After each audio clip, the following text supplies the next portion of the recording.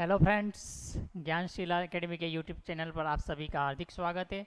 जैसा कि आप सभी जानते हैं, हम एमपीपीएससी और अन्य पीसीएस के न्यू सिलेबस के अकॉर्डिंग नई सीरीज चला रहे हैं, जिसमें मैं आपके साथ ज्योग्राफी लेकर चल रहा हूं। ठीक है, इसमें हमारे कुछ टॉपिक कंप्लीट हो चुके हैं। देरी नहीं करते हुए हम सीधा टॉपिक पर आते हैं। मैंने बताया था हम अगले टॉपिक में आपके साथ भारत में कृषि चर्चा करेंगे और इस कृषि की क्या क्या कंडीशन है वो चर्चा करेंगे। ठीक है, तो देखिए आप, कंडीशन भारत में कृषि, और भारत में कृषि थोड़ा सा पढ़ाने से पहले मैं इसका एक ऐतिहासिक क्रम में थोड़ी परिचर्चा बता देता हूँ आपको। ठीक है, कि भारत में कृषि के सर्वप्रथम साक्ष्य कहाँ से मिले हैं, कौन कौन सी फसलों के साक्ष्य कहाँ से मिले हैं, ये सभी एग्जाम में क्वेश्चन पूछे गए हैं और आगे भी पूछे जा सकते हैं। तो आप सभी जानते हो भारत में या विश्व में कृषि की शुरुआत कब होती है? तो नवपाषाण काल में शुरुआत होती है। नवपाषाण काल में जब आदि मानव एक निश्चित स्थान पर रहना प्रारंभ करता है तो वो उसके साथ कृषि की भी शुरुआत करता है। ठीक है, लेकिन भारत में कृषि के प्रथम साक्ष्य जो मिलते हैं वो वर्तमान में कंडीशन में देखोगे तो वो स्थान वर्तमान में पाकिस्तान में चला गया है, और पाकिस्तान के भी बलूचिस्तान प्रांत में स्थित है। कौन सा? मेहरगढ़।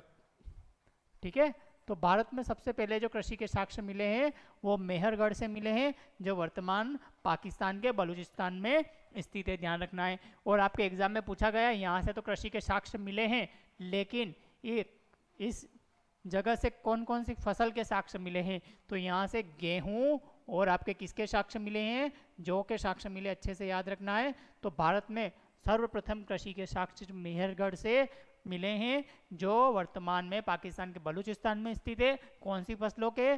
गेहूं और जौ फसलों के साक्ष्य मिले हैं, अच्छे से याद रखना है। एक दूसरा क्वेश्चन यहाँ से पूछा गया है कि भारत में चावल या धान के साक्ष्य कहाँ से मिले हैं? तो ये स्थित है इलाहाबाद के निकट, एक जगह है कोल्डी हवा। ठीक है, ये बेलन घाटी में आता है आपके। इस बेलन घाटी, इलाहाबाद प्रयागराज वाला क्षेत्र, वहाँ पर एक जगह है कोल्डी हवा। यहाँ से किसके साक्ष्य मिले हैं? चावल के साक्ष्य मिले हैं, अच्छे से याद रखना है, एग्जाम में पूछा गया है। फिर आपके तृतीय नंबर पर आया है कपास के साक्ष्य कहाँ से मिले हैं? तो कपास के जो साक्ष्य मिले हैं आपके, वो मिले हैं सिंधु सभ्यता से। ठीक है, तो ये तीन मुख्य फसलें आपके एग्जाम में पूछी जा चुकी है जिनके साक्ष्य मिले हैं। ठीक है, कि कपास के साक्ष्य सिंधु सभ्यता से मिले हैं आपके, और चावल के साक्ष्य कोल्डी हवा से मिले हैं। गेहूं और जौ के साक्ष्य कहाँ से मिले हैं? मेहरगढ़ से मिले हैं, अच्छे से याद रख लेना। आपके इसी सिंधु सभ्यता में हड़प्पा मोहनजोदड़ो से तो कपास के साक्ष्य मिले हैं, और आपके एक चावल के साक्ष्य भी मिले हैं, ये ध्यान रख लेना। यहाँ से भी चावल के साक्ष्य मिले हैं, आप पढ़ोगे लोथल से। ठीक है, तो ये लोथल से भी साक्ष्य मिलते हैं, लेकिन ये कोल्डी हवा उससे भी पुराना स्थल है जहाँ से आपके साक्ष्य मिले हैं। मेहरगढ़ उससे भी पुराना स्थल है जहाँ से सर्वप्रथम साक्ष्य मिले हैं। ये सभी स्थान जो है, ये वाला और ये वाला नवपाषाण कालीन स्थल है, जबकि जो ये लोथल और सिंधु सभ्यता है, सिंधु सभ्यता कालीन स्थल है जहाँ से आपके कृषि के साक्ष्य मिलते हैं। ठीक है, अच्छे से याद रखना है। अब हम भारत में कृषि की बात करते हैं तो आप सभी इस ऐतिहासिक क्रम में एक और चीज़ पढ़ते आए होंगे कि भारत प्राचीन समय से ही कृषि प्रधान देश रहा है, और यहाँ जितने भी राजा महाराजा और राजवंश हुए हैं उनकी आय का जो सबसे बड़ा स्रोत हुआ करता था वो एक कृषि उपज का ही भाग हुआ करता था। और इन्हीं कृषि उपजों के अलग अलग साम्राज्य में अलग अलग भाग लिए जाते थे। आपके यहाँ से क्वेश्चन एग्जाम में बने हुए हैं, आपको ध्यान रखना है। ठीक है, तो चलते हैं हम भारत में कृषि। तो ये सबके आपके जितने भी राजवंश है इनके साथ कृषि का महत्वपूर्ण संबंध रहा है, सबसे बड़ा आय का स्रोत रहा है, अच्छे से याद रखना है। और आय के स्रोत में देखोगे तो भारत में फिर अंग्रेज आते हैं, और अंग्रेज आते हैं तो इस आय का स्रोत जो राजा एक निश्चित भाग लिया करता था उससे पहले, उसका एक बहुत बड़ा हिस्सा वो अपने भाग में मिला लेते हैं। ठीक है, और वहाँ से अपनी जो कृषि होती है वो दयनीय स्थिति में चली जाती है, और जो एक भारत कृषि प्रधान और सोने की चिड़िया वाला देश होता हुआ करता था वो वर्तमान में प्लास्टिक की चिड़िया बन के रह जाता है, अच्छे से ध्यान रखना है। ठीक है, अब हम पढ़ते हैं भारत में कृषि का क्षेत्र कैसे कहाँ रहा है। तो हम पढ़ेंगे 1951 की स्थिति और वर्तमान स्थिति, मतलब 2023-24 की स्थिति। ठीक है, आर्थिक सर्वेक्षण के लगभग अनुसार पढ़ेंगे। तो 1951 की क्यों बता रहा हूँ कि जब हम स्वतंत्र हुए 1947 में, तो सर्वप्रथम आपके जो आंकड़े देखे जाएंगे तो 1951 से लिए जाते हैं। 1951 में भारत में जो कृषि का क्षेत्र हुआ करता था वो कितना हुआ करता था आपके, लगभग 55%। कितना हुआ करता था, लगभग 55% क्षेत्र कृषि का हुआ करता था। और इस पर जो जनसंख्या आधारित थी, ठीक है, ये 55% किसका बात कर रहा हूँ मैं, जीडीपी में योगदान की बात कर रहा हूँ। जीडीपी मतलब आपके जीडीपी में 3 चीज़ों का योगदान गिना जाता है, प्राथमिक क्षेत्र, द्वितीय क्षेत्र और तृतीय क्षेत्र। और इस कृषि को प्राथमिक क्षेत्र में रखा गया, आप सभी जानते हैं। द्वितीय क्षेत्र में उद्योग वगैरह को रखा गया है और तृतीय क्षेत्र में किसको रखा गया है, सेवा क्षेत्र। वर्तमान में चतुर्थक और पंचम क्षेत्र भी उभर कर आए हैं, वो इकोनॉमी में पढ़ोगे, लेकिन मुख्य 3 ही क्षेत्र है, ठीक है। तो आपके इकोनॉमिक ज्योग्राफी के अकॉर्डिंग तो ये कृषि जो है प्राथमिक क्षेत्र हुआ करता है और इसका जीडीपी में योगदान आज़ादी के समय, ठीक है, कितना हुआ करता था, 55% हुआ करता था। और इस पर जनसंख्या कितनी निर्भर थी आपके, तो आप देखोगे इस पर जो जनसंख्या निर्भर थी लगभग 60% जनसंख्या निर्भर थी। कितने परसेंट जनसंख्या निर्भर थी इस पे आपकी, 60% जनसंख्या इस पर निर्भर थी आपके, ठीक है। तो ये ध्यान रखना है, जिस क्षेत्र का जितना योगदान था तो स्वाभाविक है जनसंख्या भी उस पर निर्भर ही होगी, ठीक है। वो 60% जनसंख्या किस पर निर्भर थी आज़ादी के समय, इसी कृषि क्षेत्र पर 55%। लेकिन वर्तमान में देखोगे तो ये घटते घटते घटते कितना रह गया है, लगभग 17% रह गया है। कितना रह गया, लगभग 17% ही रह गया है, ठीक है। तो ये जो 55% क्षेत्र हुआ करता था ये सिकुड़ कर कितना, लगभग 17.5% के आसपास है। और ये इतना सिकुड़ गया है, क्यों, क्योंकि दूसरे क्षेत्र ने क्या किया है, तेजी से विस्तार किया है, ठीक है। तो जो आज़ादी के समय 55% हुआ करता था वो वर्तमान में 17.5% बचा है। और जो क्षेत्र आपके, जिस क्षेत्र पर लगभग 60% जनसंख्या निर्भर थी उस पर वर्तमान में कितनी परसेंट जनसंख्या निर्भर है आपके, तो अभी भी लगभग 50% जनसंख्या, मतलब 49% जनसंख्या किस पर निर्भर है आपके, कृषि पर। तो इसमें आपको एक दोष उत्पन्न दिखाई दे रहा होगा कि 55% पे 60% जनसंख्या निर्भर बनता है, कोई दिक्कत नहीं।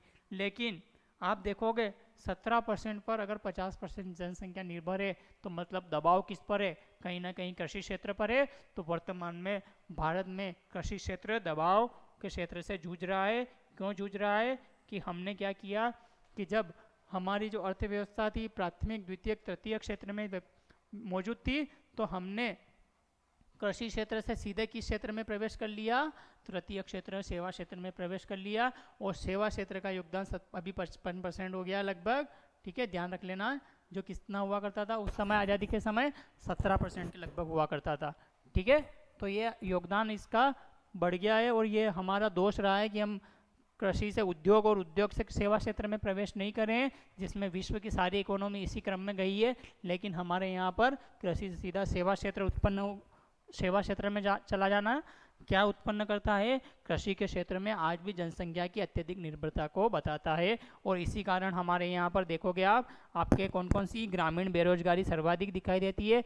ग्रामीण बेरोजगारी में कौन सी बेरोजगारी दिखाई देती है सर्वाधिक, तो आप पढ़ोगे प्रच्छन्न बेरोजगारी, मौसमी बेरोजगारी, ठीक है, ये ऐसी दिखाई बेरोजगारी जो ग्रामीण बेरोजगारी का प्रकार है ये दिखाई देती है। इसका मुख्य कारण क्या है आपके, इसका मुख्य कारण यही है कि भारत की इकोनॉमी में दोष रहा है। भारत की इकोनॉमी बोटलनिक अर्थव्यवस्था की तरह बन गई है, जो ऊपर से बोतल दिखती है आपको, ठीक है, आकार तो बड़ा दिखाई देता है लेकिन ऊपर उसका जो हिस्सा है वो क्या है आपके, बहुत ही छोटा सा है।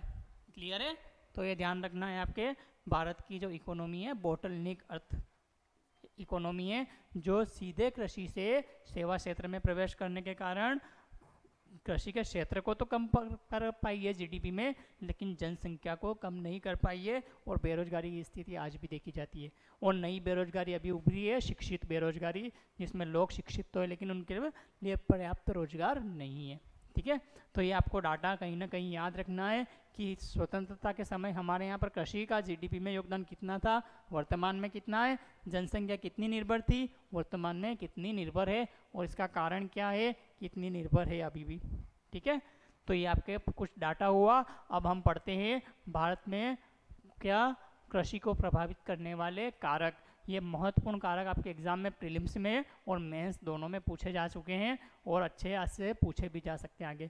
तो हम सबसे पहले चर्चा करेंगे कौन से, भौतिक कारक की चर्चा करेंगे, फिर उसके बाद संस्थागत कारक की, फिर अवसंरचनात्मक कारक की, फिर राजनीतिक या प्रशासनिक कारक की, और लास्ट में कुछ अन्य कारक जो बचेंगे जो सबसे मिश्रित होंगे उनकी चर्चा करेंगे। ठीक है, चलिए भौतिक कारक कौन कौन से हैं जो भारतीय कृषि को प्रभावित करते हैं आपके, तो सभी एग्जाम में पूछे गए हैं क्वेश्चन।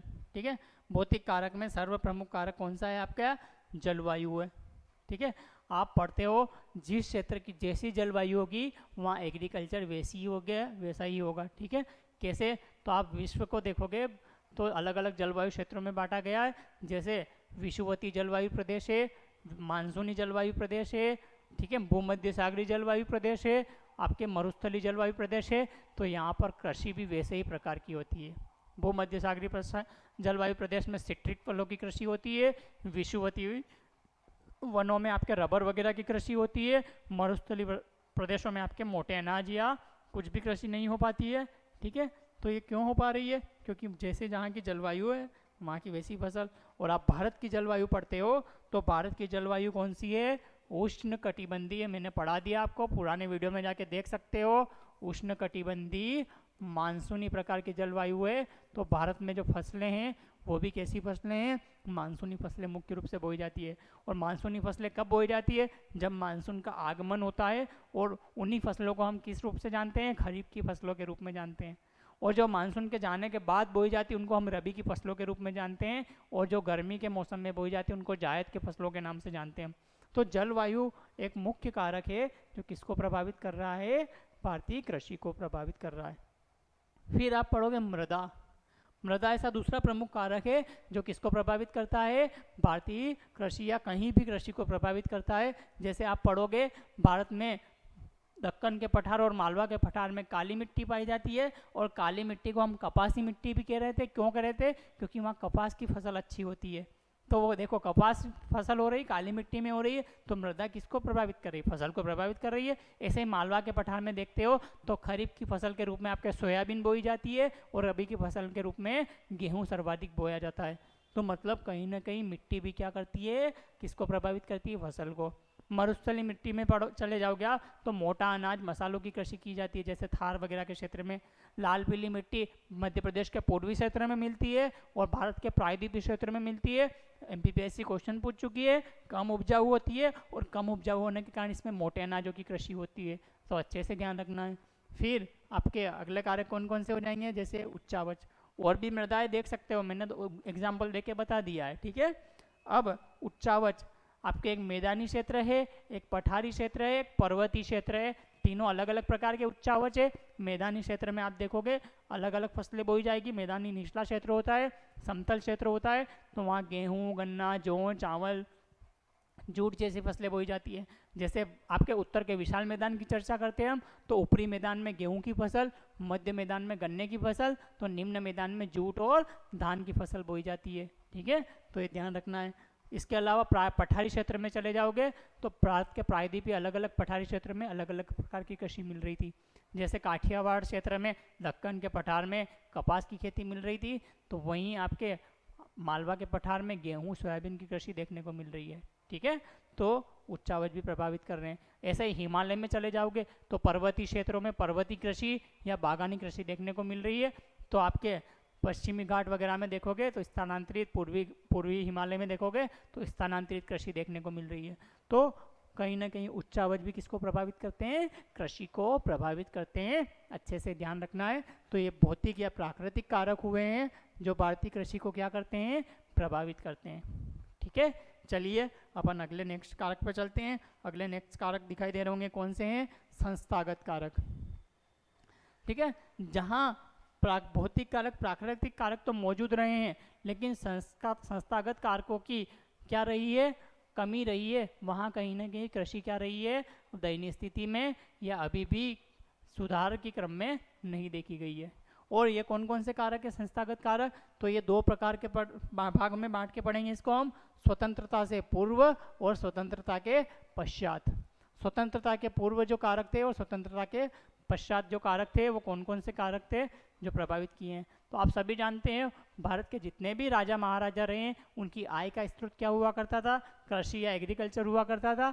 भारत में जब अंग्रेज आते हैं तो वो चीज़ देखते हैं कि भारत के किसानों के पास तो खूब फसल होती है और हम क्या कर सकते हैं, इनसे ज़्यादा से ज़्यादा लगान लेके ज़्यादा से ज़्यादा अपनी आय क्या कर सकते हैं, बढ़ा सकते हैं।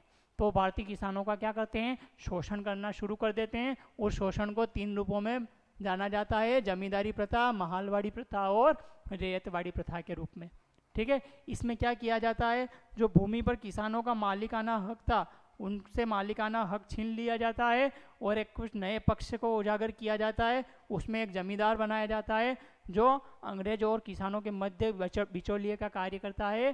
ठीक है, और वो क्या करता है, जितने भी किसान थे उनसे लगान वसूलता है और अपना फ़ायदा निकालते हुए फिर अंग्रेजों को लगान देता है। और इस तरह भारत के जो किसान थे जो संपन्न रहते हैं, ठीक है, जिनके जो घरों में अनाजों के भंडार काफ़ी होते हैं, वो धीरे धीरे खत्म होते चले जाते हैं और जो संपन्न किसान भी क्या हो जाते हैं, गरीब और शोषण से भरपूर बिल्कुल आप देखोगे गोदान जैसी कंडीशन में चले जाते हैं। ठीक है, तो ये जमींदारी प्रथा कौन लेके आता है, तो लॉर्ड कॉर्नवालिस। पीसीएस में क्वेश्चन पूछा गया है 1793 में, स्थायी बंदोबस्त के रूप में अपनाया जाता है इसको। किसके रूप में अपनाया जाता है, स्थायी बंदोबस्त के रूप में, लॉर्ड कॉर्नवालिस। तो ये कहाँ शुरुआत की जाती है, मुख्य रूप से पश्चिम बंगाल वगैरह क्षेत्र में, जो आज बांग्लादेश और बंगाल का क्षेत्र है, वहाँ पर इसकी शुरुआत की जाती है स्थायी बंदोबस्त के रूप में। ठीक है, फिर इसी जमींदारी का एक प्रकार होता है जो उत्तर भारत में मुख्य रूप से पंजाब वगैरह क्षेत्र में लागू किया जाता है, उसको महालवाड़ी कहा जाता है। इसमें महाल मतलब गाँवों का समूह होता है, उस गाँवों के समूह के माध्यम से क्या किया जाता है, अंग्रेजों द्वारा लगान वसूला जाता है। ठीक है, तो ये आपके उत्तर भारत में और दक्षिण भारत में देखोगे तो रैयतवाड़ी के रूप में मद्रास में इसको लागू किया जाता है, जिसमें सीधे अंग्रेज किसान से लगान वसूलते हैं। ठीक है, तो ये जमींदारी, महालवाड़ी और रैयतवाड़ी प्रथा भारत के अलग अलग क्षेत्रों में लागू की जाती है और अलग अलग क्षेत्रों के माध्यम से आपके लगान वसूला जाता है। और जो भारत जो था संपन्न था, किसानों से भरपूर था, आत्मनिर्भर था, वो धीरे धीरे आपके निर्यातक से आयातक बन जाता है। ठीक है, और जो किसान अपनी भूमि पर कृषि कर रहे थे वो अपनी भूमि पर अब क्या बन जाते हैं, बंधुआ मजदूर बन के रह जाते हैं। कौन से मजदूर, बंधुआ मजदूर, क्योंकि बीच में कौन से पक्ष आ जाते हैं, यही महालवाड़ी या जमींदारी वाले पक्ष आ जाते हैं। ठीक है, तो ये संस्थागत कारक कौन से हैं, आज़ादी से पहले जो भारतीय कृषि को पूरी तरह क्या करते थे, तहस नहस कर देते हैं। और जब हम स्वतंत्र होते हैं तो इन्हीं संस्थागत कारकों को क्या किया जाता है, सुधार के क्रम में अपनाया जाता है। तो हम स्वतंत्रता के बाद पढ़ते हैं तो सबसे पहले सरकार क्या करती है, जमींदारी उन्मूलन और भूमि सुधार कार्यक्रम लागू करती है। ठीक है, जमींदारी उन्मूलन मतलब जो जमींदार जितने भी थे उन सबको क्या कर दिया जाता है, भारत सरकार द्वारा संविधान या एक्ट ला कर क्या उन जमींदारों पर का अधिकार सीधे ही खत्म कर दिया जाता है। इन जमींदारों के पास एक एक दो दो गाँव नहीं, 500 हजार या 5 हजार गाँवों की जमींदारी हुआ करती थी। जैसे ही हम आज़ाद होते हैं इनसे ये जमींदारी क्या कर ली जाती है, छीन ली जाती है। और भूमि सुधार कार्यक्रम के तहत 1951 में लाए गए थे, एग्जाम में पूछा गया है, जो भूमि थी वो किसानों में वितरित कर दी जाती है। ठीक है, और उन किसानों को जो अपनी भूमि पर क्या बन गए थे, मजदूर बन गए थे, उनको काश्तकारी सुधार के माध्यम से, कौन से सुधार, काश्तकारी सुधार के माध्यम से अपनी भूमि का अधिकार दिया जाता है। क्या दिया जाता है, भूमि का अधिकार। और भूमि का अधिकार किस रूप में दिया जाता है, तो भूमि का अधिकार भूमि पट्टे देकर दिया जाता है, इस जमींदारी कानून का उन्मूलन करके। लेकिन खास बात यह है कि यह जमींदारी उन्मूलन भूमि सुधार कार्यक्रम भारत में आंशिक रूप से ही सफल रहा। ठीक है, इसको देखोगे आप तो वास्तविक रूप से सफल नहीं रहा है। और आंशिक रूप से क्यों सफल रहा है कि भारत के ज़्यादातर राज्यों के जो बड़े बड़े मुख्यमंत्री बने थे वो भी कहीं ना कहीं जमींदारी पक्षों से ही उभर कर आए थे, और वो कभी नहीं चाहते थे कि उनका वोट बैंक खत्म हो जाए, तो उन्होंने कभी इस चीज़ को समाप्त नहीं किया। ठीक है, लेकिन भारत के 2 राज्य ऐसे रहे हैं, एग्जाम में पूछा गया है, जिन्होंने भूमि सुधार कार्यक्रम को अच्छे से अपने यहाँ पर लागू कर भूमि का पर्याप्त वितरण किया है। वो कौन कौन से हैं? एक केरल है और एक है पश्चिम बंगाल। और ये क्यों कर पाए हैं? क्योंकि यहाँ पर कम्युनिस्ट पार्टी की सरकारें बनी है, और कम्युनिस्ट पार्टी की सरकार भारत में माओवादी विचारधारा पर आधारित है, जो चीन में जमींदारों के विरुद्ध आंदोलन चालू किया गया था उस पर था आधारित था। तो इन्होंने जितनी भी जमींदारी प्रथाएं थी सारी क्या कर दी? समाप्त कर दी, और भूमि सुधार कार्यक्रम लागू कर दिए अपने राज्यों में। यहाँ ठीक है, कहाँ पर? केरल और पश्चिम बंगाल में। क्लियर है? अच्छे से याद रखोगे। इसके साथ ही साथ आप भूमि सुधार के रूप में एक और व्यक्ति का नाम पढ़ते हो, ठीक है, आचार्य विनोबा भावे। एग्जाम में क्वेश्चन पूछा गया है। इन विनोबा भावे ने क्या किया था? आपके भूदान आंदोलन भी चलाया था। क्यों? कि सरकार ने तो कोशिश करी कि भूमि सुधार कार्यक्रम लागू किया जाए, बहुत सारे मुख्यमंत्री वगैरह अपने यहाँ लागू नहीं करना चाह रहे थे, ठीक है, क्योंकि उनको खुद ही उससे अपनी आय हो रही थी। तो फिर आपके एक प्रमुख राजनेता और स्वतंत्रता संग्राम सेनानी हुए आचार्य विनोबा भावे, जो गांधीवादी विचारधारा पर आधारित थे, उन्होंने भूदान आंदोलन चलाया।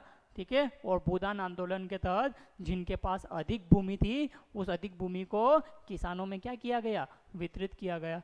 इसमें ऐसे अनेक राजा और ऐसे अनेक जमींदार हुए जिन्होंने स्वेच्छा से अपनी भूमि को दान कर दिया गया, इसलिए इसको भूदान आंदोलन के नाम से जाना जाता है। अच्छे से ध्यान रखना है। इसके साथ ही फिर भूमि सुधार कार्यक्रम के अंतर्गत सरकार हदबंदी और चकबंदी कानून लेके आई। हदबंदी और चकबंदी कानून क्या था? तो हदबंदी के अंतर्गत मैक्सिमम भूमि, ठीक है, या अधिकतम भूमि की सीमा निर्धारित की गई, जिसमें एक किसान के पास 12 हेक्टेयर से अधिक सिंचित भूमि नहीं हो सकती। कितने हेक्टेयर से ज़्यादा? 12 हेक्टेयर से ज़्यादा किस प्रकार की भूमि? सिंचित भूमि नहीं हो सकती है। ठीक है, वो हदबंदी के अंतर्गत आता है। ये मैक्सिमम सीमा निर्धारित करेगी। क्यों? पता है, किसी किसान के पास 5000 गाँव थे, और 5000 गाँव में तो लाखों हेक्टेयर भूमि हो जाएगी, और अगर उसके पास इतनी होगी तो बाकी लोग क्या मजदूरी रहेंगे क्या? तो इसलिए हदबंदी कानून लाया गया। चकबंदी में क्या था? किसानों की भूमि जो थी बिखरी हुई थी, 1 बीघा यहाँ पर थी, 1 बीघा वहाँ पर, दूसरी क्षेत्र में एक, मान के चलो, एक उत्तर क्षेत्र में 1 बीघा, एक दक्षिण क्षेत्र में 1 बीघा 1 हेक्टेयर, ठीक है, एक पश्चिम क्षेत्र में 1 हेक्टेयर। अब 3 जगह वो अगर कृषि करने जाएगा तो पता चल रहा है उसकी जो एनर्जी होगी 3 जगह वितरित हो जाएगी, ना तो यहाँ अच्छे से फसल उत्पादित कर पाएगा, ना यहाँ कर पाएगा, ना यहाँ। तो सरकार ने सोचा कि उसको, इसकी भूमि को एकत्रित करके एक जगह पर लाया जाए, और उस क्षेत्र में किसी के दूसरे के पास ज़मीन है, जिसके पास इधर भी है, तो इस वाले किसान की ज़मीन को इधर दे दी जाए, और उसकी एक साथ ज़मीन हो जाए और इसकी भी एक साथ ज़मीन हो जाए, ताकि इसको इधर ही जाना पड़े और इसको इधर ही जाना पड़े। ठीक है, तो ये चकबंदी कानून। फिर सहकारिता कृषि भी लेके आई, मिलजुल कर कृषि करना, जो सफल नहीं रहा भारत में मुख्य रूप से। यह सोवियत संघ में लाया गया था एक पैमाने पर, ठीक है, जहाँ पर सहकारिता के अंतर्गत क्या की जाती? मिलजुल कर कृषि की जाती थी। इसमें क्या हुआ था? कुछ लोग ज़्यादा मेहनत करते हैं, कुछ लोग कम मेहनत करते हैं, इसलिए सफल नहीं रही सहकारिता में। आपस में मिलकर कृषि करना है। तो ये कुछ आपके संस्थागत कारक है जो भारतीय कृषि को प्रभावित करते हैं। अच्छे से याद रखना है यहाँ से क्वेश्चन, और ये सारे प्रीलिम्स में भी क्वेश्चन बने हुए हैं और मेंस में भी यहाँ से आप लिख सकते हो। ठीक है, चलें आगे। अब आप आ जाइए, आप कौन से कारक पर? अवसंरचनात्मक कारक पर। कौन से कारक हैं आपके? अवसंरचनात्मक कारक। और अवसंरचनात्मक कारक की बात करूं मैं तो सर्वप्रथम कारक है सिंचाई, फिर दूसरा कारक है संकर बीज, तीसरा कारक है रासायनिक उर्वरक और कीटनाशक, और इनको एक साथ मिलाकर हम क्या पढ़ते हैं? हरित क्रांति। ठीक है, क्यों? ठीक है, आपके भारत में जो किसान थे वो सिंचाई के बारे में नहीं जानते थे, किस फसल के लिए कितनी सिंचाई की जरूरत होती है। बीज भी हमारे यहाँ पर परंपरागत बीजों का उपयोग ही किया जाता था, जिसमें हम 50 किलो बीज खेत में डालते थे तो 1 क्विंटल बीज ही हो पाता था, वापस रिटर्न आ पाता था। ठीक है, तो अच्छे बीज भी नहीं थे। साथ ही साथ हमारे पास उर्वरक और कीटनाशक भी नहीं थे, जिससे भारत की फसलें जो होती थी विभिन्न रोग और महामारी के कारण क्या हो जाती थी? खराब हो जाती थी, और भारत में अकाल पड़ते थे बार बार। ठीक है, तो इन चीज़ों से निपटने के लिए भारत में हरित क्रांति लाई जाती है। ठीक है, और आप पढ़ते हो, ठीक है, क्या कि ये हरित क्रांति से पहले हम जब 1951 में आज़ाद हुए तो भारत के जो दो बड़े क्षेत्र थे, पश्चिमी पाकिस्तान और पूर्वी पाकिस्तान, पश्चिमी पाकिस्तान में तो चला गया आपके गेहूं का क्षेत्र, और पूर्वी पाकिस्तान में कौन सा क्षेत्र चला गया आपके, चावल का क्षेत्र, जो वर्तमान में बांग्लादेश के नाम से फेमस है। ये पहले पूर्वी पाकिस्तान हुआ करता था, ठीक है। 1971 में आज़ाद हुआ और बांग्लादेश बना। तो गेहूं का क्षेत्र तो पश्चिमी पाकिस्तान में चला गया, और चावल का क्षेत्र कहाँ चला गया, आपके पूर्वी पाकिस्तान में। तो भारत के समक्ष महत्वपूर्ण संकट कौन सा उभरा आज़ाद होते ही, खाद्यान्न संकट। और जब खाद्यान्न संकट उभरा तो आप पढ़ोगे, इससे निपटने के लिए हमने बहुत सारे कार्यक्रम किए। और प्रथम पंचवर्षीय योजना भी जो अपनाई अपनों ने, फर्स्ट पंचवर्षीय योजना आप पढ़ोगे, रशियन मॉडल पर आधारित है। सोवियत संघ, उस समय सोवियत संघ हुआ करता था, ठीक है। सोवियत संघ मॉडल पर आधारित थी पंचवर्षीय योजनाएं, ठीक है, जिसमें प्रथम पंचवर्षीय योजना हेराल्ड डोमर मॉडल पर आधारित थी, आप सभी जानते हो। और इसमें किस पर फोकस किया गया था, कृषि पर। क्यों, क्योंकि हम ऑलरेडी खाद्यान्न संकट से जूझ रहे थे। दो बड़े क्षेत्र वहाँ चले गए। साथ ही साथ भारत का राजनीतिक विभाजन हुआ था, और राजनीतिक विभाजन के कारण आप देखोगे सबसे बड़ी समस्या उभरी थी भारत में शरणार्थी की।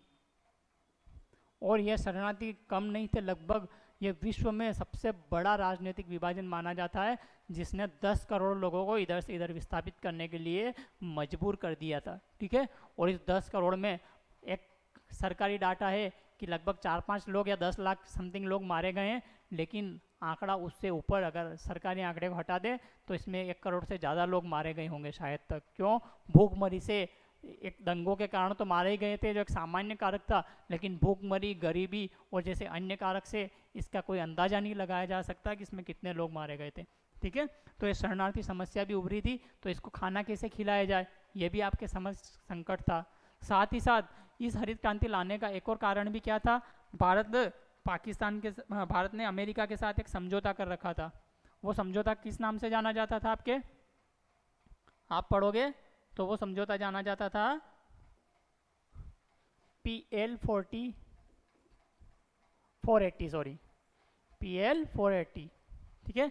PL 480 के तहत हम अमेरिका से लाल गेहूं का आयात करते थे। कौन से गेहूं का आयात करते थे, लाल गेहूं। ये लाल गेहूं वहाँ के बिल्कुल घटिया किस्म के गेहूं थे, जो वहाँ के सुअरों को खिलाए जाते थे। हमारे यहाँ खाद्यान्न संकट ऐसी कंडीशन में था कि हम जो वहाँ जो सुअर गेहूं खाते थे वो इंडियन लोगों को भेजा जाता था, ठीक है। तो ये भी एक कारक है। ये लाल गेहूं 480 के तहत मंगाते थे, लेकिन 1965 में आपके भारत पाकिस्तान का युद्ध होता है, ठीक है। और भारत पाकिस्तान युद्ध के कारण आप देखोगे कि अमेरिका पाकिस्तान क्या पक्ष की ओर, पाकिस्तान के ओर रहता है, और इस कारण ये PL 480 के समझौते को क्या कर देता है, तोड़ देता है, और भारत में खाद्यान्न का संकट और गहरा जाता है। आप सभी जानते हो भारत के एक उस समय किसान नेता रहते हैं लाल बहादुर शास्त्री, ठीक है। इन लाल बहादुर शास्त्री को इन्हीं ने जय जवान जय किसान का नारा दिया था, आप सभी जानते हो, इसी युद्ध के कारण, ठीक है। तो ये किसान नेता रहते हैं, ये प्रधानमंत्री बनते हैं। इनके समक्ष सबसे बड़ा संकट यही उभर जाता है कि भारत को कैसे आपके इस संकट से उभारा जाए, और यही आपके भारत में शुरुआत करते हैं एक दिन के उपवास की, ठीक है। और उस समय उपवास रखा जाता है, और बड़ी संख्या में एक सप्ताह में एक दिन के उपवास की घोषणा करते हैं, ठीक है। और साथ ही साथ आप पढ़ते हो कि ये हरित क्रांति और लाने का कारण क्या था, तो ये सारे कारक तो हो ही गए। अब भारत में जो परंपरागत बीज सिंचाई की कोई व्यवस्था नहीं थी, उर्वरक कीटनाशक नहीं था, तो भारत में एक व्यक्ति हुए हैं जिनका हाल ही में निधन हुआ है, ठीक है। आप सभी जानते होंगे, उनका नाम क्या था, MS स्वामीनाथन। क्या नाम था, MS स्वामीनाथन। ये MS स्वामीनाथन जो है विश्व में जो हरित क्रांति के जनक रहते हैं। इससे पहले नॉर्मन बोरलॉग, कौन रहते हैं, नॉर्मन बोरलॉग, ठीक है। ये नॉर्मन बोरलॉग जो विश्व हरित क्रांति के नाम से, हरित क्रांति के जनक के नाम से फेमस है, इन्होंने 1935 के आसपास मेक्सिको में हरित क्रांति की शुरुआत करी थी। कहाँ पर, जैसी स्थिति भारत में 1965 में बनी, ऐसी की ऐसी स्थिति मेक्सिको में 1935 में बनी थी। तो वहाँ एक प्रसिद्ध कृषि वैज्ञानिक थे नॉर्मन बोरलॉग, जिन्होंने हरित क्रांति की शुरुआत करी थी। इसी हरित क्रांति की शुरुआत करने का कारण इनको नोबेल पुरस्कार दिया गया है। और यूपीपीएससी ने क्वेश्चन पूछ लिया था कि इनको नोबेल पुरस्कार किस क्षेत्र में दिया गया है, और सभी ने लगभग क्या लगा दिया, कृषि के क्षेत्र में। क्यों, आप सभी हरित क्रांति के जनक पढ़ते हो और सभी जानते होंगे कृषि के क्षेत्र में मिला होगा, ठीक है। लेकिन खास बात ध्यान देने वाली ये कि कृषि के क्षेत्र में नोबेल पुरस्कार नहीं दिया जाता है, अर्थात ऑप्शन ए में कृषि क्षेत्र दिया था, 99% लोग यही लगा के आए, सबका क्वेश्चन लगभग गलत हो गया। क्यों, एक तो हम प्रेजेंट ऑफ माइंड से क्वेश्चन हल नहीं करते हैं, तो एक तो इस कारण गलत कर दिया कि कृषि क्षेत्र में नोबेल पुरस्कार नहीं दिया जाता है, दूसरी बार हमने इनको हरित क्रांति का जनक पढ़ा विश्व में, तो तुरंत कृषि पे ही लगा दिया, ठीक है। और इनको नोबेल पुरस्कार मिला था किसमें, शांति के क्षेत्र में, जो चौथे ऑप्शन में था। और आप तक यहाँ तक तो ऑप्शन देखे हो ही नहीं गए, ठीक है। तो इनको शांति के क्षेत्र में मिला था। क्यों, भूख ऐसी चीज है, ठीक है, जो शांति ला सकती है। अगर कहीं देश में भूखमरी जैसी कंडीशन है तो वो गृह युद्ध अशांत तरीके से जूझ रहा होगा, और जहाँ पर भूख वगैरह खाद्यान्न पर्याप्त है वहाँ ये चीज़ संकट नहीं देखने को मिलेगा। इसलिए शांति के क्षेत्र में इनको नोबेल पुरस्कार मिला, न कि कृषि के क्षेत्र में। और कृषि के क्षेत्र में नोबेल पुरस्कार नहीं दिया जाता है। आप कमेंट सेक्शन में बताओगे कि किस किस क्षेत्र में नोबेल पुरस्कार दिया जाता है। मैं आपको बता देता हूँ 6 क्षेत्र में दिया जाता है। वो 6 क्षेत्र कौन कौन से हैं आप कमेंट सेक्शन में बताओगे मुझे, ठीक है, जिसमें नोबेल पुरस्कार दिया जाता। तो इन नॉर्मल बोललाक के माध्यम से जो भारत के प्रसिद्ध कृषि वैज्ञानिक हुए MS स्वामीनाथन, जिनका हाल ही में निधन हुआ है, और निधन होने के बाद हमारा दुर्भाग्य है कि इनको भारत रत्न दिया गया अब जाके, जिन्होंने भारत को भूखमरी से, गरीबी से, ठीक है, बचाया, उनको हमने कब नोबेल पुरस्कार दिया, मरणोपरांत, ठीक है। कौन सा, भारत रत्न, जिनको आज नहीं, आज से लगभग 30 साल पहले हकदार थे ये। क्यों, क्योंकि संकट तब था जब इन्होंने उभारा था हमको, ठीक है। तो ये MS स्वामीनाथन, जिनका हाल ही में निधन हुआ है, भारत रत्न दिया गया। इनको भारत में हरित क्रांति का जनक कहा जाता है, और यही हरित क्रांति लेके आए थे भारत में, ठीक है, अच्छे से याद रखना है। और इसमें क्या किया गया था, तो इसमें आपके किया गया था सिंचाई, संकर बीज और रासायनिक उर्वरकों और कीटनाशकों के प्रयोग से भारत की कृषि को क्या किया गया, उभारा गया। और उसमें मुख्य रूप से अनाज वाली फसलों पर फोकस किया गया था।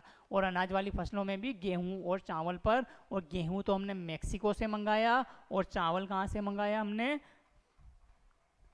फिलीपींस की राजधानी मनीला, जहां अंतर्राष्ट्रीय चावल अनुसंधान केंद्र। और ये दोनों उन संकर बीज के रूप में अपना मंगाए थे अपनों ने, और फिर भारत में इनको बोया गया। और इनकी इंडियन वेराइटी के अकॉर्डिंग आप देखोगे पूसा, लरमा, लरमा रोजो जैसे बहुत सारी गेहूं की वेराइटी है, ठीक है। आप चावल की वेराइटी भी पढ़ोगे वो, ठीक है, IR1, IR7, IR480, ठीक है, ऐसी बहुत सारी ऐसी जो है चावल की वेराइटी है जो आपके बोई गई और आपकी कृषि को बढ़ाया गया। तो ये अवसंरचनात्मक कारक हुए, सिंचाई, संकर बीज और रासायनिक उर्वरक और कीटनाशक, जो किसको प्रभावित कर रहे हैं, भारतीय कृषि को प्रभावित कर रहे हैं। इसके अलावा कृषि उपकरण देखोगे आप, कृषि उपकरण ऐसे मुख्य कारक है जो आपके किसको प्रभावित करते हैं, कृषि को या किसानों को। जिनके पास ये उपलब्ध रहते हैं उनके पास त्वरित गति से कृषि गतिविधियाँ की जाती है, ठीक है। जिनके पास उपलब्ध नहीं रहते हैं तो वो उनकी बाट देख रहते हैं, उनकी फसलें बहुत बार क्या होती है, इनकी कमी के कारण ही खराब हो जाती है। इसमें मुख्य रूप से ट्रैक्टर, थ्रेसर, कल्टीवेटर आप सभी जानते होंगे। इसके अलावा और भी जुताई और आपके बुआई के उपकरण रहते हैं, जो जिनके पास उपलब्ध रहते हैं वो अच्छे किसान, संपन्न किसान हो जाएंगे। जिनके पास उपलब्ध नहीं है वो गरीब किसान।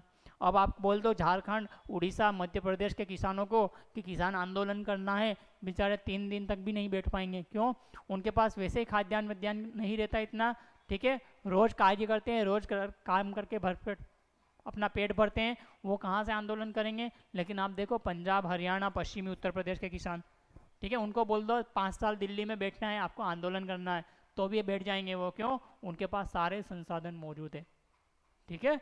और ये हरित क्रांति के क्षेत्र में सर्वाधिक फायदा भी उठाया तो उसी क्षेत्र ने उठाया आपके, तो उनके पास कृषि उपकरण है। इसलिए आप देखोगे कि आपके दिल्ली में ट्रैक्टर रैली निकाली जाती है तो बड़ी संख्या में ट्रैक्टर ही ट्रैक्टर आते हैं। क्या मध्य प्रदेश, उड़ीसा, झारखंड वाले इतने ट्रैक्टर ला पाएंगे क्या, पॉसिबल ही नहीं, उनके पास उपकरण है ही नहीं इतने, ठीक है। और इसलिए सरकार ने योजना लेके आती है केसीसी किसान क्रेडिट कार्ड, आपके एग्जाम में पूछा गया कब लेके आती है, 1998 में लेके आती है, ठीक है। इसके माध्यम से कृषि उपकरणों पर सब्सिडी देकर उपकरण उपलब्ध कराए जाते हैं सरकार के द्वारा। इसके अलावा भंडारण, परिवहन और विपणन, ठीक है। भंडारण मतलब वेयर हाउस वगैरह, परिवहन मतलब सड़क, रेल, हवाई परिवहन के माध्यम से आपके खाद्यान्न को एक जगह से दूसरे जगह पहुंचाना, और विपणन मतलब बेचने के लिए कुछ जगह भी होना चाहिए। तो इसके लिए आप देखोगे भंडारण के लिए एफसीआई की स्थापना की गई आपके 1964 में, फूड कॉरपोरेशन ऑफ इंडिया, ठीक है। 1964-65 में इनकी स्थापना हुई एफसीआई की, ठीक है, आपको ध्यान रखना है। और ये क्या करती है एफसीआई, ये आपके वेयर हाउस के माध्यम से भंडारण करती है खाद्यान्नों का, ताकि संकट के समय क्या हो सके, इनका इस्तेमाल किया जा सके। इसके अलावा आप देखोगे भारतीय किसानों की भी कंडीशन, भारत में लघु और सीमांत किसान हैं जिनका छप्पर भी कच्चा होता है और जिनके रहने के लिए पर्याप्त जगह भी नहीं होती है। वो किसान अपने अनाज को क्या भंडारित कर पाएंगे क्या? साथ ही साथ उन पर कर्ज का तो बोझ पहले से ही लदा रहता है, तो उनकी फसल तो खेत में से ही बेच दी जाती है, भंडारण की उतनी वो ज़रूरत नहीं पड़ती है। लेकिन जो संपन्न किसान है वो क्या करते हैं, अपने यहाँ पर भंडारण रखते हैं, और जब अच्छे दाम आते हैं तब फसल को बेचते हैं, तो वास्तविक फसल का फ़ायदा भी वही ले पाते हैं।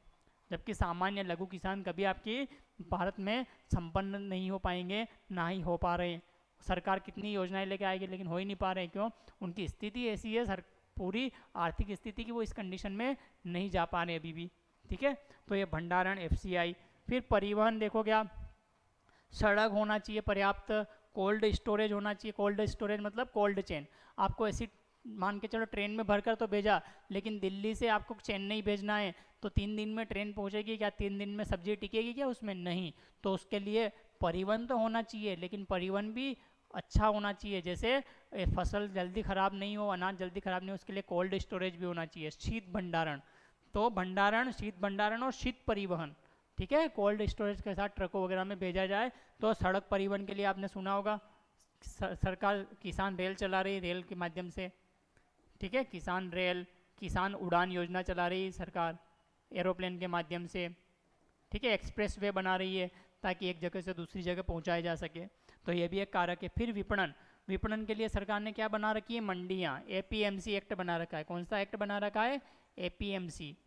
इसमें जितने भी व्यापारी होते हैं उनको अपना रजिस्ट्रेशन कराना होता है, वही व्यापारी उस मंडी से आपके किसान का अनाज खरीद सकते हैं। तो ये जितने भी कारक है, भंडारण, परिवहन, विपणन, ये क्या कर रहे हैं? आपके कहीं ना कहीं कृषि को प्रभावित कर रहे हैं। जहाँ भंडारण, परिवहन, विपणन अच्छा है, वहाँ पर किसान अच्छे संपन्न देखने को मिलेंगे, कृषि अच्छी कंडीशन में मिलेगी, ठीक है। ऐसी ऐसी फसलें देखने को मिलेगी जिनको आज काटा और दूसरे दिन मंडी में पहुंचा दिया जाता है। और जहाँ पर ये सुविधाएं नहीं, वहाँ पर आप कृषि की कंडीशन, किसान की कंडीशन देख लेते हो कैसी हो सकती है, ठीक है। जैसे हरियाणा पंजाब का किसान की तुलना आप उड़ीसा मध्य प्रदेश के किसान से नहीं कर सकते, ठीक है, क्योंकि वो एक संपन्न किसान है, जबकि यहाँ के किसान क्या होंगे? गरीब है। क्यों? यहाँ पर ये चीज़ें पर्याप्त नहीं रही है। देखो, ये कारक मौजूद हो, ये भी मौजूद हो, लेकिन ये नहीं मौजूद हो, तो भी आप कृषि में अच्छे से नहीं कर सकते। मतलब कुछ ऐसी कंडीशन होना चाहिए कि सारे के सारे कारक जहाँ मौजूद होंगे वहीं कृषि अच्छी कंडीशन में देखी जाएगी, ठीक है। तो ये हुए आपके भंडारण, परिवहन और विपणन, ठीक है। फिर आप पढ़ोगे वित्त, ऊर्जा और बाजार। भैया ये सब चीज़ें तो है, लेकिन आपके पास पूंजी भी तो होना चाहिए। आप बीज कहाँ से खरीदोगे? आप उर्वरक कहाँ से खरीदोगे? कीटनाशक कहाँ से खरीदोगे? खेत की जुताई कैसा करोगे? बुआई कहाँ से करोगे? इसके लिए क्या होना चाहिए? आपके पास पैसे होंगे तो ये सभी चीज़ें, उपकरण कहाँ से खरीदोगे? ये सारी चीज़ें किसके? सबसे ज़रूरी चीज़ क्या है? वित्त या पूंजी। तो जिन किसानों के पास पूंजी संपन्न है, वहाँ पर उनके पास एग्रीकल्चर भी अच्छा मिलेगा। नहीं तो आप देखोगे भारत के अधिकतम जो किसान हैं जीवन निर्वाह ही कृषि कर पाते हैं। जीवन निर्वाह कृषि मतलब 2 बैलों के साथ बरसात आई उस समय कुछ फसल बो दी, हुई तो ठीक, नहीं तो उसी के सहारे अपना जीवन यापन कर रहे हैं, ठीक है। तो ये कंडीशन देखने को मिलेगी। तो वित्त नहीं होता, भारत के किसान लघु संपन्न है, और 90% किसान आपके क्या है? गरीब है, ठीक है, ज़्यादा कोई अमीर किसान नहीं है। फिर ऊर्जा, चलिए भैया ये सब कारक तो मौजूद थे, लेकिन बिजली नहीं है।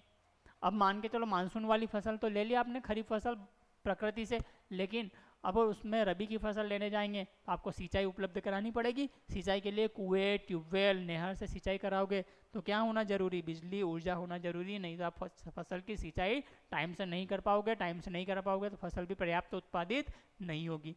फिर बाजार, ये सब मौजूद थे, लेकिन पता चला कि आपका गाँव बाजार से 2000 किलोमीटर दूर है, ज़्यादा हो गया, 200 किलोमीटर दूर है, ठीक है। तो आप क्या बाजार में ले पाओगे क्या फसल को, आप कैसे उठा के ले जाओ, किसान अपने कंधे पे तो ले जा नहीं सकता इतना अनाज, ठीक है। तो आप किसी का ट्रैक्टर किराए से लोगे तो पता चल रहा कि आप 200 रुपये लेके आप अपनी फसल को मंडी तक लेके गए और वहाँ जाने के बाद पता चला आपकी फसल को तो 100 रुपये में ही खरीद लिया गया। और आपकी फसल को 100 रुपये में खरीद लिया गया तो जो ट्रैक्टर का भाड़ा था उसका भी पैसा आप नहीं निकाल पाए। और भारत के किसानों के साथ लगभग यही होता है, ठीक है। जब उनकी फसल आती है तब उनको पर्याप्त दाम नहीं मिल पाते हैं, बहुत सारे किसान इसी कारण कर्ज में डूब चले जाते हैं, ठीक है। इसके लिए सरकार को पर्याप्त व्यवस्था करनी चाहिए, लेकिन हमारी सरकार यहाँ पर राजनीतिक वोट बैंक के कारण कभी इसको सुधारना नहीं चाहती है, ठीक है। तो ये कंडीशन है अपने यहाँ पे कि जो किसान की जब फसल आती है तो उसको अपनी फसल का पर्याप्त दाम कभी नहीं मिला। मैं खुद मंडी गया हूँ, अच्छे से देखा है मैंने। हमारे यहाँ जब मैं अपन जिस क्षेत्र में रह रहा हूँ मैं, ठीक है, मध्य प्रदेश के, उस क्षेत्र में आपके गेहूँ चावल कम होते हैं। गेहूँ तो होते हैं, चावल कम होते हैं, लेकिन जब गेहूँ की फसल बेचने जाते हैं मार्केट में तो सरकार जब MSP से खरीदती उससे भी कम में खरीदी जाती है। साथ ही साथ कुछ फसलें तो ऐसी रहती है जैसे लहसुन प्याज कभी कभी तो कि फेंक के आना पड़ता है। क्यों? क्योंकि वहाँ पर बाजार की व्यवस्था नहीं है और बाजार में भी उचित दाम की व्यवस्था नहीं होती है। फिर आपके तकनीकी अनुसंधान, आपने ICAR का नाम सुना होगा, भारतीय कृषि अनुसंधान संस्थान, ठीक है, नई दिल्ली के करोल बाग के निकट स्थित है, जो पहले पूसा में हुआ करता था बिहार के, इसलिए उसका नाम पूसा कृषि अनुसंधान संस्थान भी है। 1929 में उसकी स्थापना हुई थी, ठीक है। वो नई तकनीकी अनुसंधान के माध्यम से नए उपकरण, नए बीज, नए उर्वरक, जैसे हाल ही में नैनो यूरिया, नैनो DAP आया है, ठीक है, नए संकर बीज आ रहे हैं मार्केट में। तो तकनीकी अनुसंधान भी कहीं ना कहीं आपके अवसंरचनात्मक कारक है, जो किसको प्रभावित करता है, एग्रीकल्चर को प्रभावित करता है। अच्छे से याद रखना आपको, ठीक है। चलिए अब नेक्स्ट कारक पे चलते हैं। नेक्स्ट कारक कौन सा आपका जो एग्रीकल्चर को प्रभावित करते हैं, तो राजनीतिक और प्रशासनिक कारक। और इसमें सर्व प्रमुख कारक कौन है, MSP। देख लिए अभी किसान आंदोलन चल रहा था, MSP को कौन सा दर्जा दिया जाए, कानूनी दर्जा दिया जाए।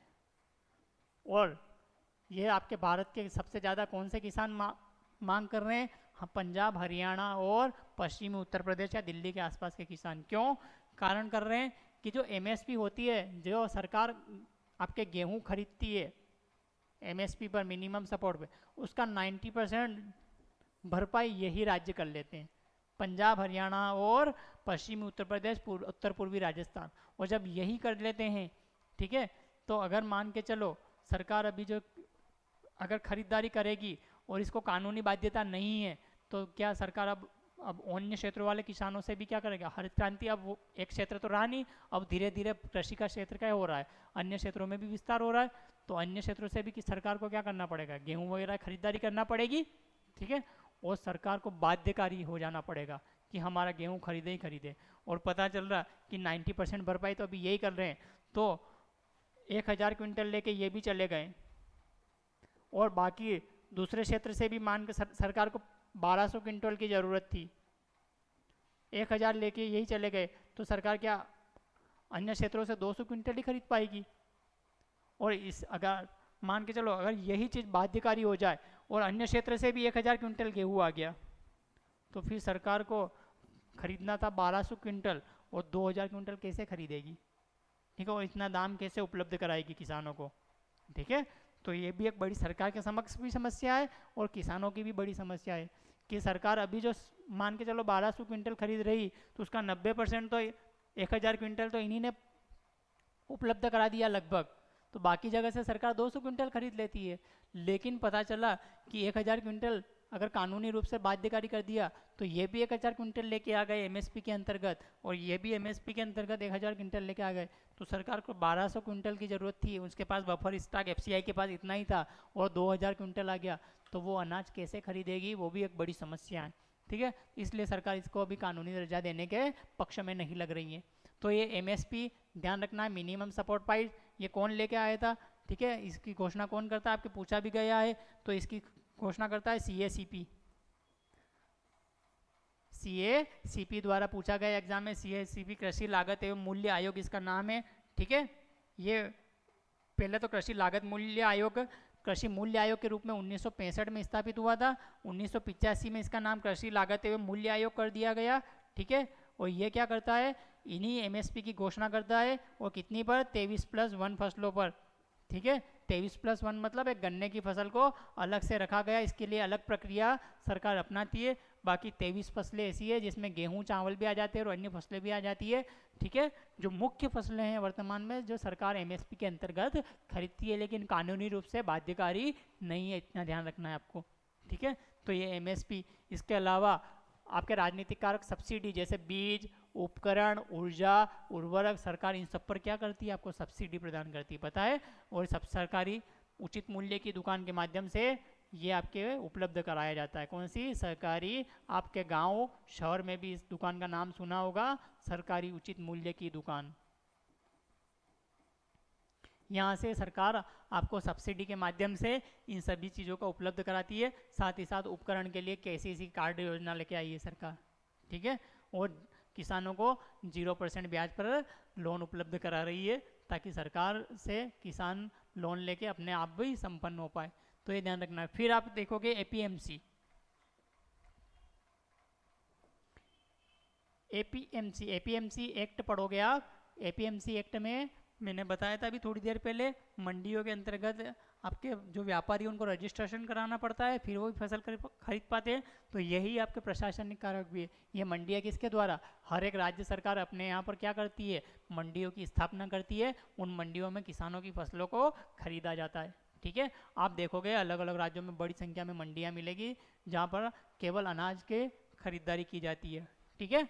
तो ये, और इसके लिए सरकार नई योजना भी लेके आई है, आपके ई नेम, घर बैठे आप बेच सकते हो। ई नेम में बहुत सारी मंडियाँ रजिस्टर्ड है। आप अपने मोबाइल में एक उमंग ऐप आता है, डाउनलोड कीजिए, उसमें सभी प्रकार की जितनी भी सरकारी सुविधाएं मिलती है वो सारे ऐप एक साथ मिल जाएंगे, आप सबका इस्तेमाल एक साथ कर सकते हो, ठीक है। तो ये ध्यान रखना है। कौन सा ऐप की बात कर रहा हूँ मैं, उमंग ऐप। इसमें सारी सरकारी सुविधाएं, सरकारी सहायता, कौन कौन सी जितनी भी योजनाएं सरकार की, जितने भी ऐप है, जितने भी मंत्रालय वगैरह, वो सारे आ जाएंगे इसमें, ठीक है। और यहाँ से आप सारी चीज़ों का फ़ायदा एक साथ एक ही ऐप से उठा सकते हो, तो ये ध्यान रखना है। इसके अलावा सरकार कौन सी योजना लेके आई है, फसल बीमा योजना।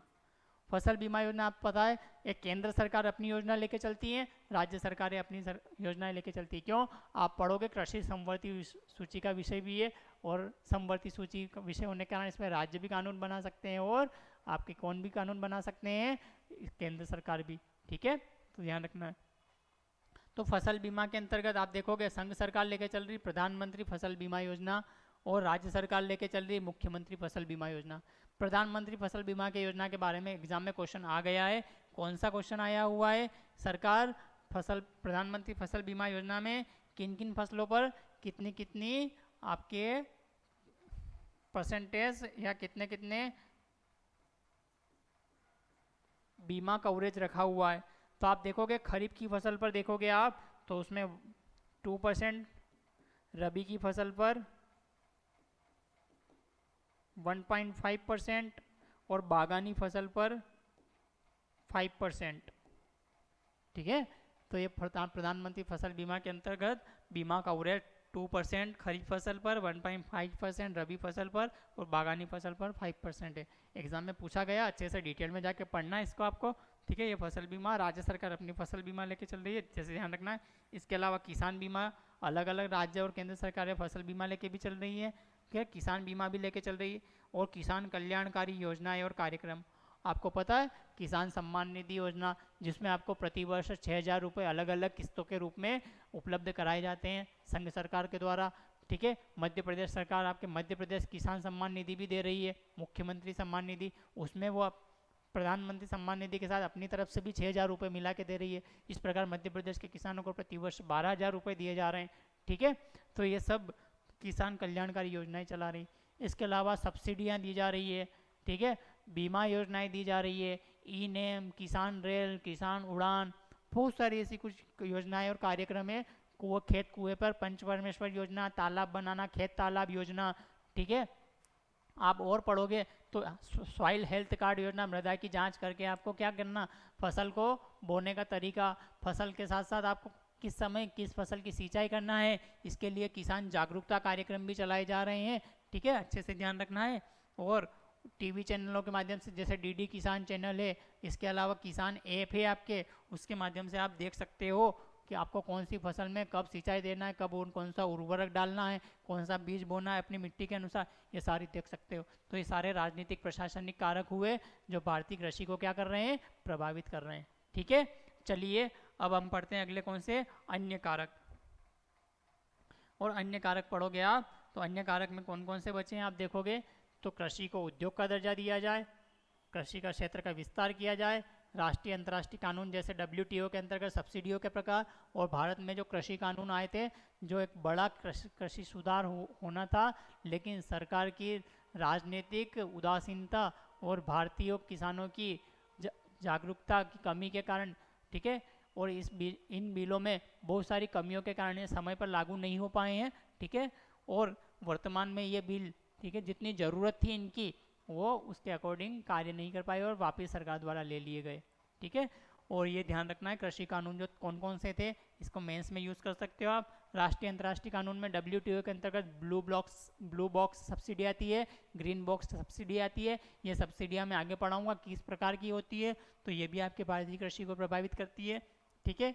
ये भारत के समक्ष विकसित देश बार बार यही मुद्दा उठाते हैं WTO में कि भारत अपने किसानों को ग्रीन बॉक्स और ब्लू बॉक्स के अंतर्गत बहुत सारी सब्सिडियाँ देता है, इनको खत्म करना चाहिए, ठीक है।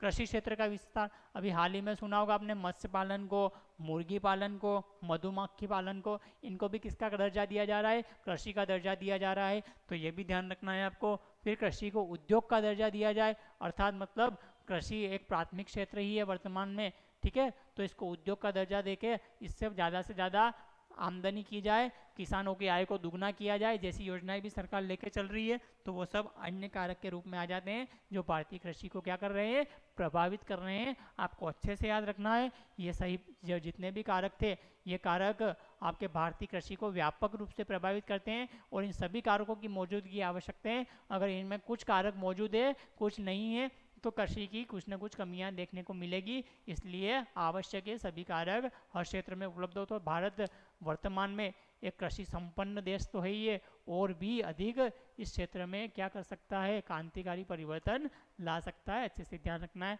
ठीक है। हम नेक्स्ट क्लास में मिलेंगे इसी कृषि क्षेत्र में, और कौन कौन से कारक वगैरह तो पढ़ लिए अपनों ने, अब क्या क्या चीज़ें हैं वो प्रभावित वगैरह करते हैं, और भारत में कृषि का क्षेत्र का जलवायु क्षेत्र कौन से हैं, कृषि क्षेत्र कौन से हैं, फसलें कौन कौन सी प्रकार की है, ये सब नेक्स्ट वीडियो में, ठीक है।